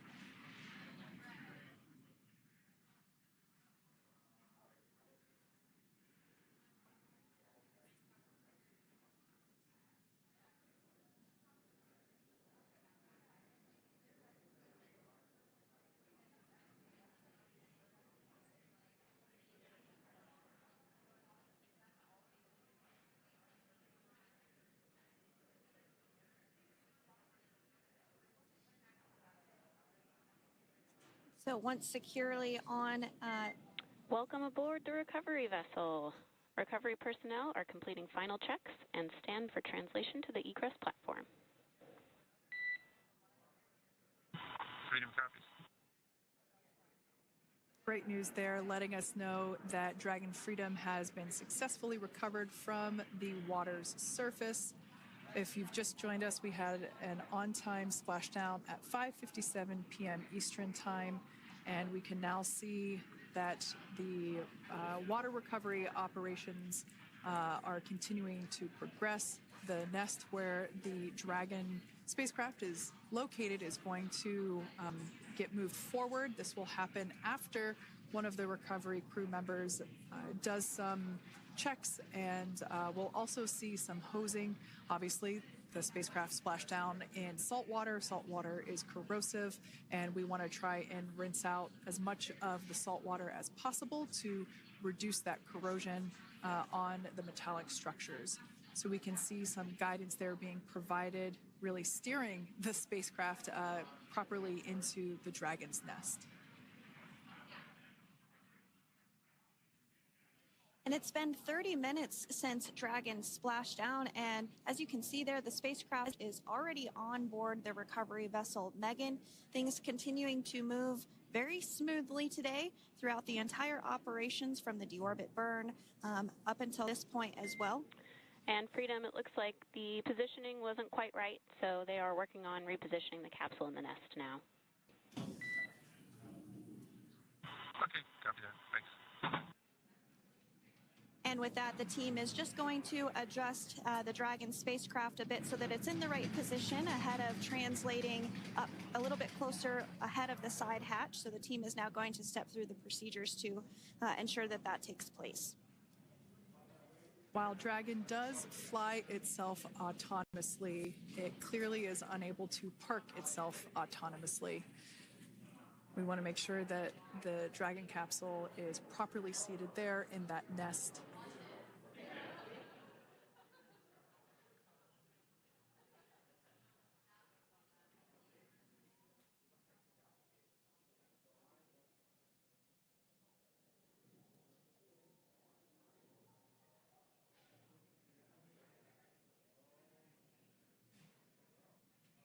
Once Dragon is fully seated in the nest, we'll probably see a bunch of that salt water come out from the bucket there located underneath the side hatch.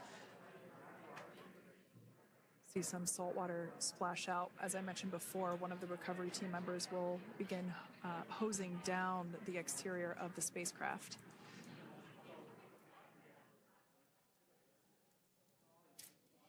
So you are continuing to get some great live views on your screen of Crew 9, which includes NASA astronauts Nick Hague, Suni Williams, Butch Wilmore, and Roscosmos cosmonaut Alexander Gorbanov, who splashed down off the coast of Tallahassee, Florida, 2:57 p.m. Pacific time this afternoon. Now working to get that spacecraft situated in the nest. Just making some final adjustments and tweaks to ensure that it's nice and secure.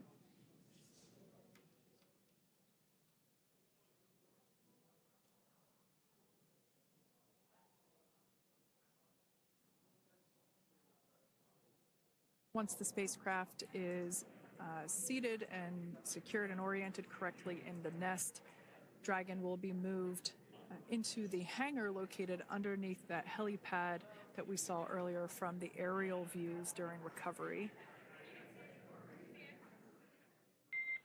All right, Freedom, looks like you are settled into the nest now. Team is working through hypergol sweeps. Copy all.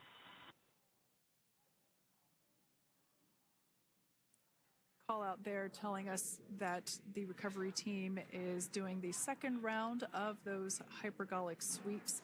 This helps ensure that everyone, all the recovery team members that are located basically right where this camera is located on, towards the forward end of the recovery vessel, that they will all be safe once the spacecraft is translated forward.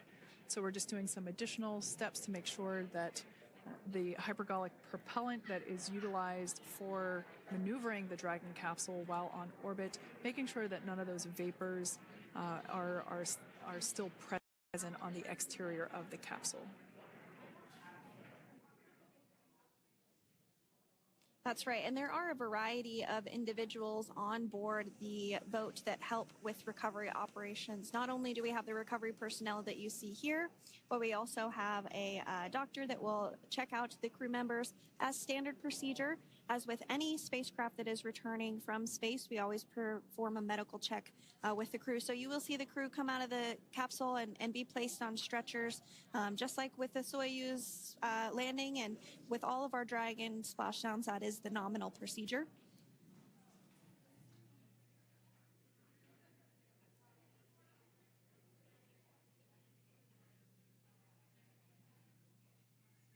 We'll stand by to see Dragon Freedom translate or scooch up a little bit closer to the camera angle that we're seeing right here.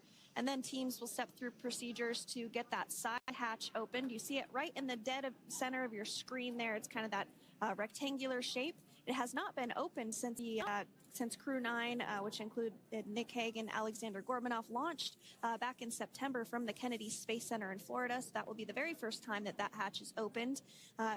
Once docked to the International Space Station, crew enter through the top hatch, which was where the nose cone is now closed. That's the hatch that they actually utilize to go ahead and get inside the International Space Station.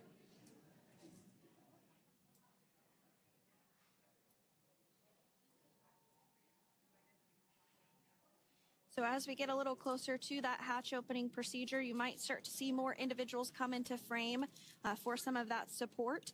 The ship has a maximum capacity of a little over 40 people on board, and it takes a variety of different roles, as we've discussed, to support. Also on board is the Chief of the Astronaut Office for NASA, that's Joe Acaba.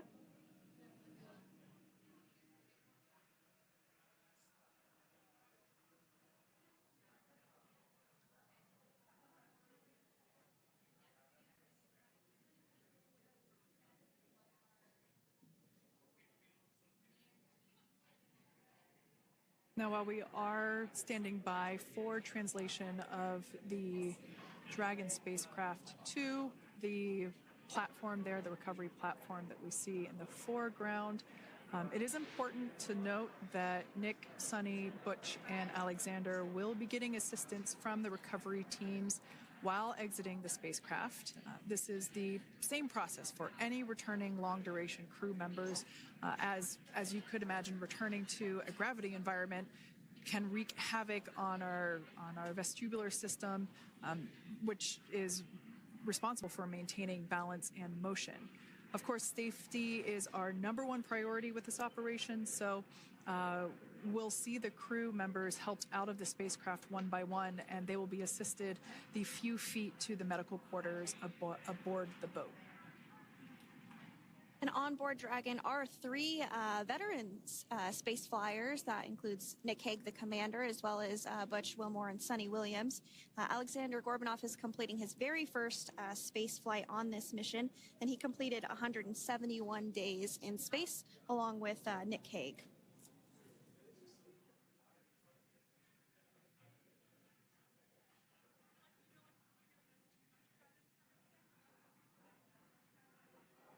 For those of you that have just recently joined us, well, I would encourage you to hit that rewind button and go back a few minutes. It was a beautiful splashdown of drag freedom with the Crew 9 cohort on board. They had an on-time splashdown at 5:57 p.m. Eastern Time, 2:57 p.m. Pacific Time. We can see that the spacecraft... Freedom translation is in progress.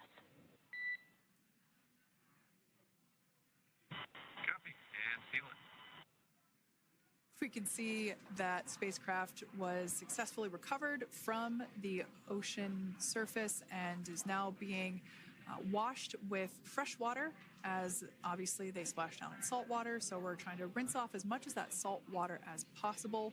And we can see the spacecraft continuing to move closer and closer to that recovery deck. Freedom, the crew is working on side hatch opening now. Expect hatch open in about 2 minutes. Okay, copy that. And Kira, just wanted to say that you guys, you and the team did an awesome job, both uphill and downhill. Just really, really impressed. Thank you. Thanks, Nick. It's been an honor. This is a pretty exciting moment coming up. We are working to open the side hatch. One thing that may not be obvious from, just looking at the spacecraft here is that this side hatch that we're about to open, the last time it was open was when this spacecraft was at the launch pad. This side hatch is what is used for initial capsule ingress and final capsule egress, but all comings and goings from the spacecraft while it is on board the space station are from the forward hatch, which is located at the top of the spacecraft under that nose cone. So this is a pretty exciting moment because it will be the crew's first breath of fresh air since boarding their ships at the start of their journeys last year. And the very first person that will have the opportunity to say hello to the crew once that hatch is open is a SpaceX medical recovery personnel representative. Then we'll see procedures take place to remove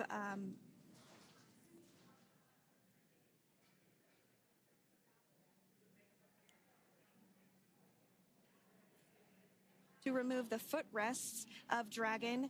That will just help the recovery personnel get a little bit more room to access the crew and help get them out of the spacecraft.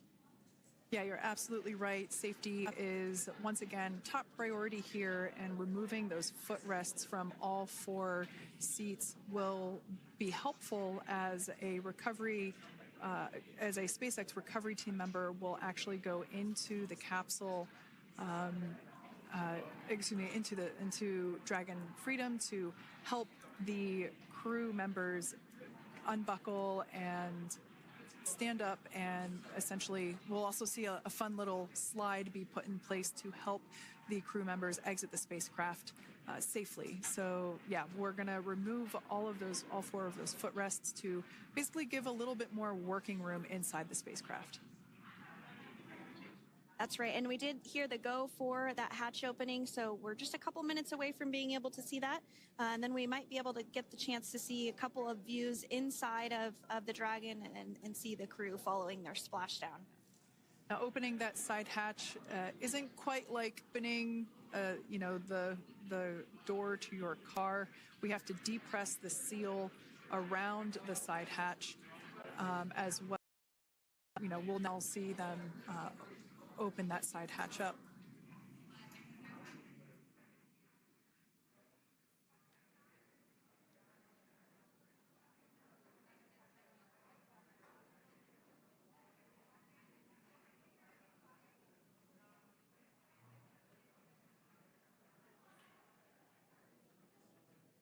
And there you have it. The side hatch is open for the first time since September.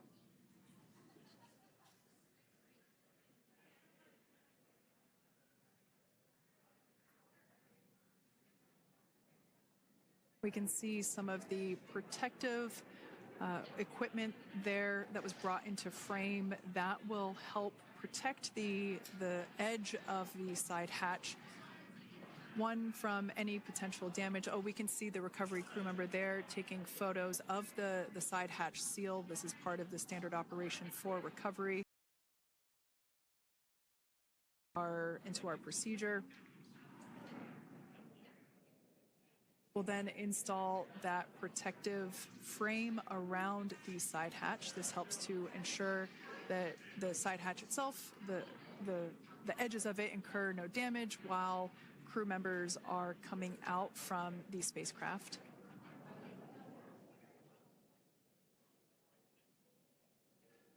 If you missed it, there was also a recovery team member that went inside.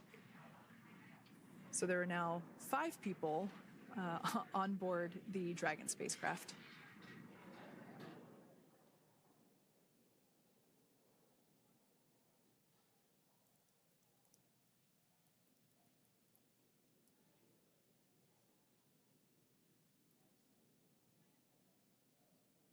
And if you are just joining us, it has not yet even been an hour since Crew 9 splashed down off the coast of Tallahassee, Florida at 2:57 p.m. Pacific time. The crew is now on board the recovery vessel Megan, and the hatch is open.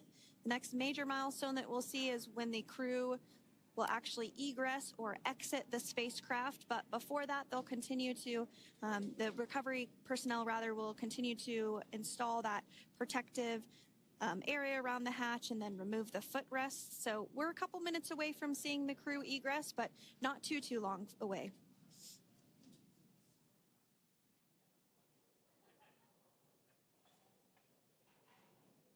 We'll probably see those footrests being handed out here in the near future, as I mentioned before. Of course, we got to get a well-documented photo of the moment. Although we can't see it from here, I'm pretty sure there are 4 smiles on board right now. And we did hear that report out from the commander, Nick Hague, following Splashdown, that there were four smiles as far as he could see. Yeah, so full of grins. Now, generally speaking, and there we do see Crew 9, some happy waves, smiles all around back on Earth.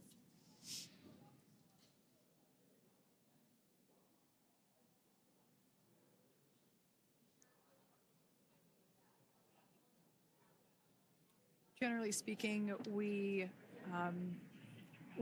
have the individuals in the two center seats of the spacecraft exit first. You might hear us refer to this as the exit process as egress. It's just another term for exiting the spacecraft. Generally speaking, we most of the time have the two center seats egress first, as it makes moving around inside the capsule a little bit easier.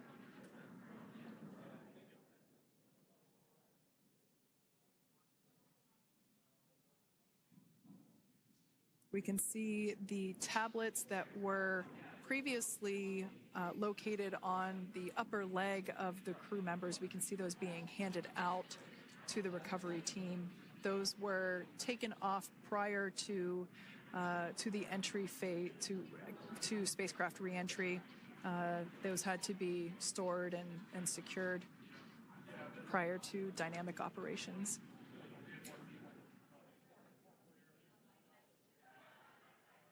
It looks like we're starting to see the footrests also be removed. I just saw one there on the screen. There are four, of course, one for each crew member.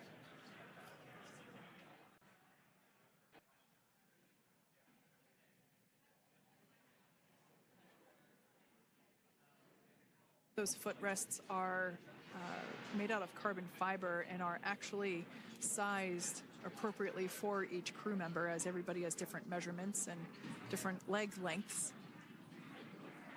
Same goes for the armrests and the bucket length of each seat. We size those appropriately for the crew members and to ensure their comfort and safety.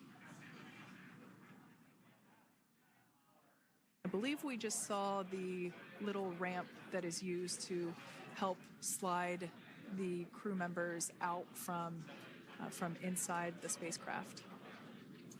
And once the crew does exit Dragon Freedom, they will be placed on to a stretcher to go to a medical bay for medical checkouts. This is standard procedure for all Dragon spacecraft flights that Splashdown crewed, as well as for our Soyuz spacecraft that land in Kazakhstan.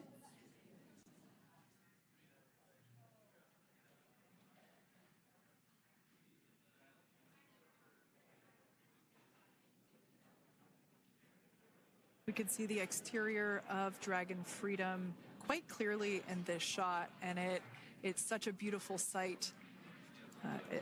I personally prefer the capsule when it has some of that charring from atmospheric reentry. It is the signature sign of a capsule that has returned to Earth.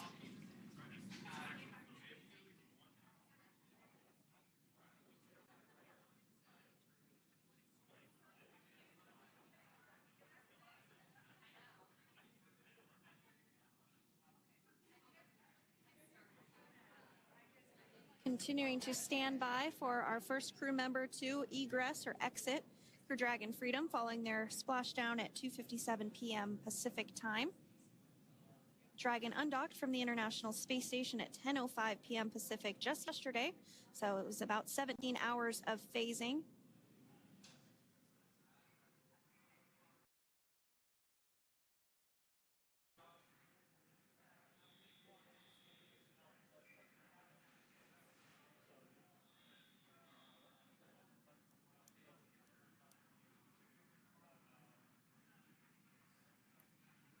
And while on board the International Space Station, Crew 9 contributed to 900 hours of science, over 150 research experiments and investigations.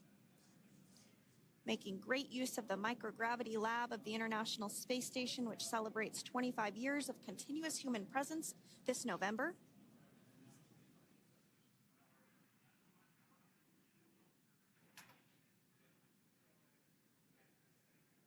Looks like we're about to get our first crew member here upon egress of the Dragon spacecraft.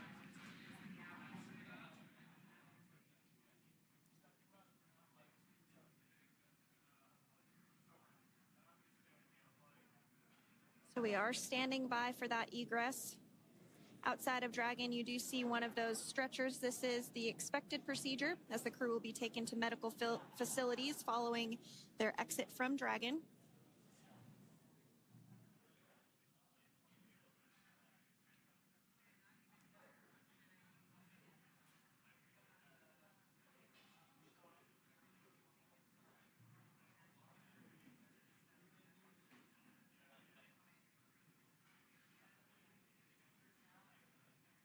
We can see folks on board clapping as our first crew member. And that is NASA astronaut Nick Hague, commander of Crew 9,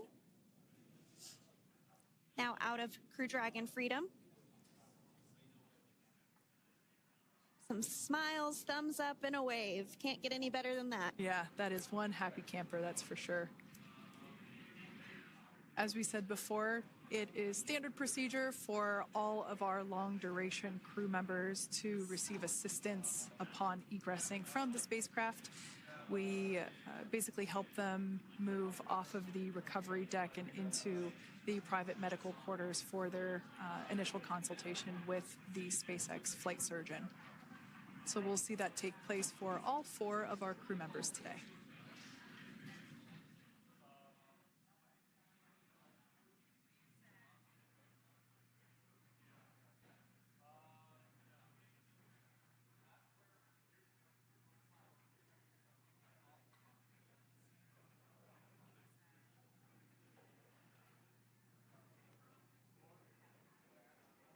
And we are standing by for the next crew member to exit Freedom.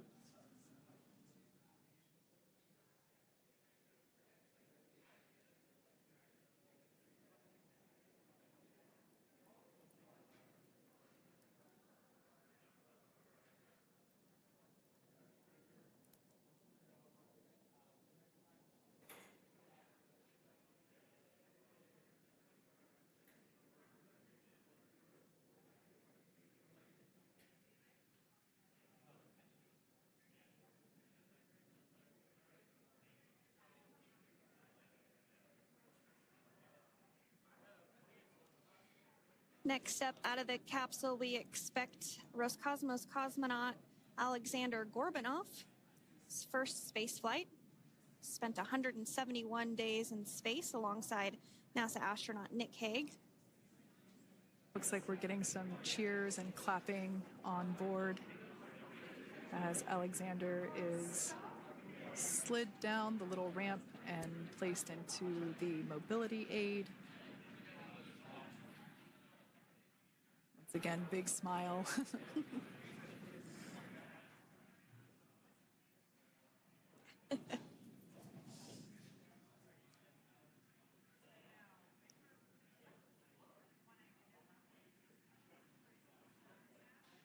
Now, the 2 crew members remaining in Dragon are NASA astronauts Suni Williams and Butch Wilmore. They completed 286 days in space. One of the remaining footrests being removed from the Dragon spacecraft.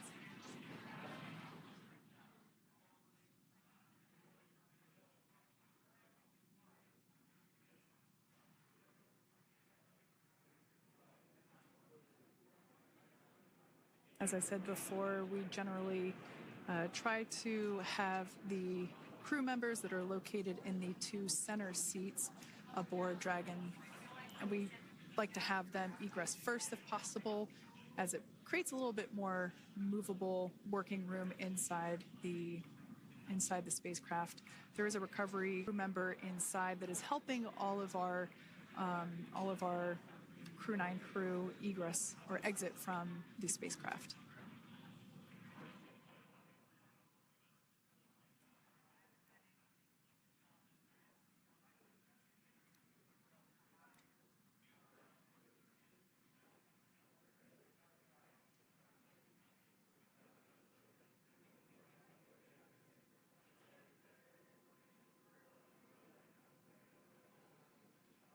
We are standing by for the next crew member to egress or exit Crew Dragon Freedom following the splashdown not even an hour ago at 2:57 p.m. Pacific time.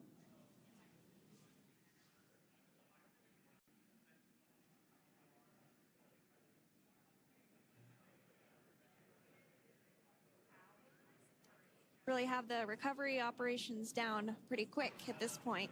Yeah, it's pretty incredible to think that, just 5 years ago when we were doing the initial demonstration mission of the Dragon for Crew Dragon, that now we're under about 30 minutes for, to retrieve the spacecraft from the water, and just several minutes here while it's been on board, and to get everyone, really to get that side hatch open.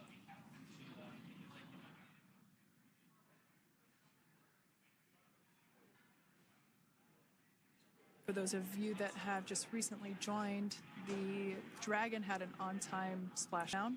Looks like we're getting our next crew member here. That is none other than Suni Williams. Big smile, big waves.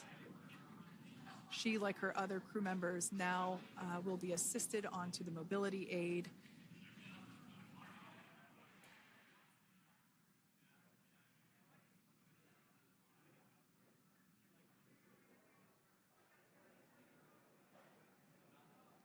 There we have it, some waves, some thumbs up, and some smiles.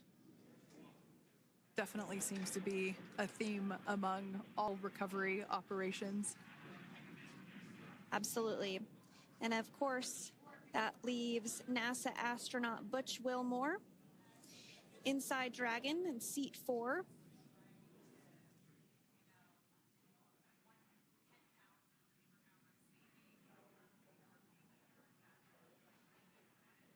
We're getting some views of him now as he egresses or exits the spacecraft.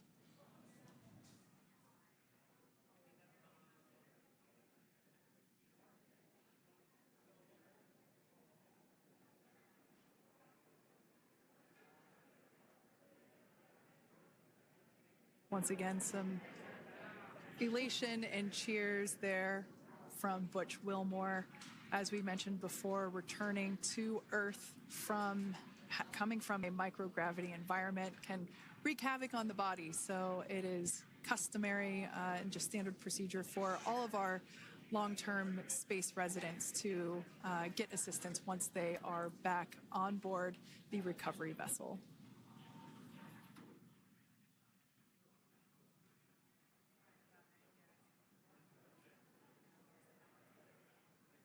Well, now that Nick, Butch, Suni, and Alexander are safely back home on Earth and getting checked out by the NASA medical team, we're going to wrap up our live coverage of their return.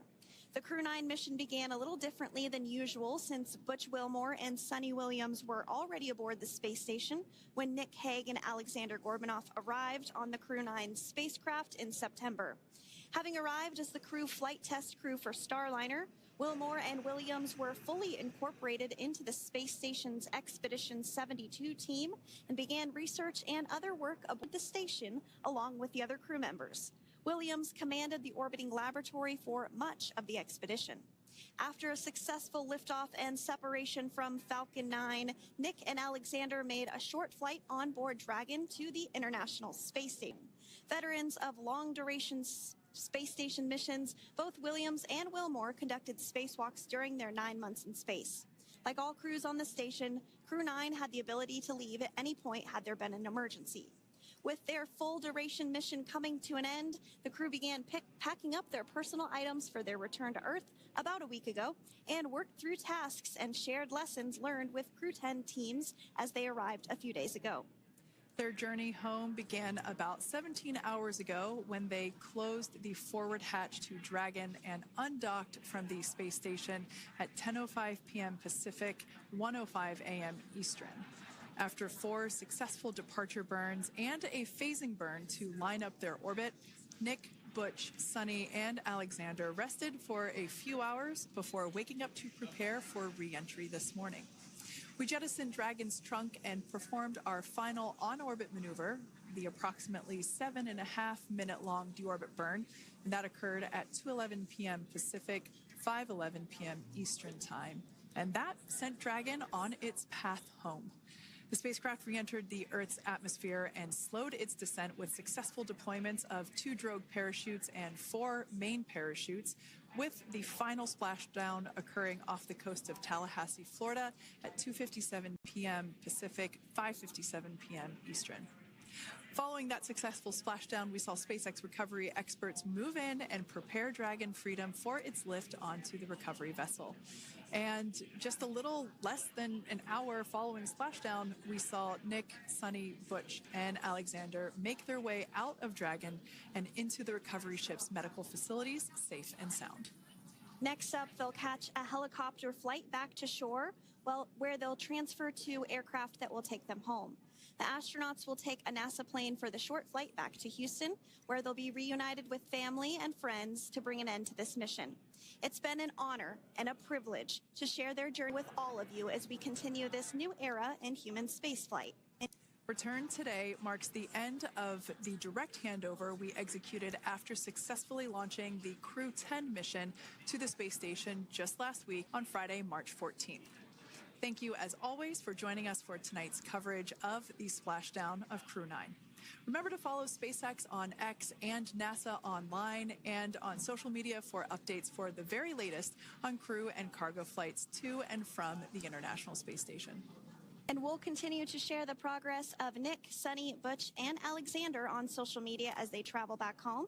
We do also have a post-splashdown media briefing coming up at approximately 4:30 p.m. Pacific, 7:30 p.m. Eastern, where leadership will share a final update as we conclude this successful mission. So, from all of us at NASA and SpaceX, welcome home, Crew 9. So long.